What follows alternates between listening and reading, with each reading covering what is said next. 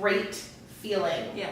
from my perspective for being plus my whole life. I mean, I always joke, I was born 10 pounds, 2 ounces. So I always joke, like, I came out plus size. Like, that was it. It's how I was made. Yeah. And so I've been plus all my entirety of my life. I just remember being a bigger girl.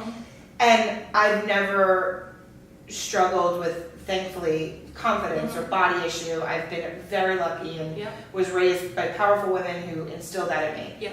But it is incredibly difficult to maintain that sense of confidence and commitment to oneself when you're in a space where people aren't designing for you or people aren't providing you with what you're looking for. And don't get me wrong, now there's 400 billion more options than there were when I was in 8th grade shopping in Lane Bryant, or in 7th grade shopping in Lane Bryant. So it's so important that you say that sentence, that all plus size women don't just look for one type of style of clothing, because for such a long time it was just one type of thing, with one kind of generic genre of fashion, quote unquote. And now luckily we're starting to trickle out of it, but it's still, you see a lot of repetition and a lot of very similar forcefully driven aesthetic, like silhouettes and certain aesthetics and certain vibes, and it's like, I don't, no thank you. Like, I want something minimal and I want something a little bit more polished.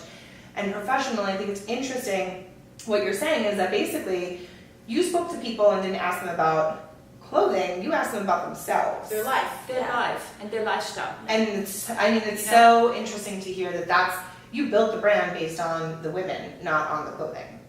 Absolutely. And that's so incredible. Like, I think that's so telling to your product and why it's what it is, and why I believe in it so much, and why I think everyone's going to love this and be intrigued and continue to be excited, because knowing that someone created something based on a human and based on a conversation, as opposed to just saying, oh, it looks like the market needs a couple of more leather front, ponte back pants, super specific with the product. But. Right, because in the end, after all the insight and conversation we have, we also notice and realize we're all women. We share more. We share more. There's much more in common than a size label that's the back of your clothing that divides us. Right? So why allowing ourselves to divide ourselves? I love it.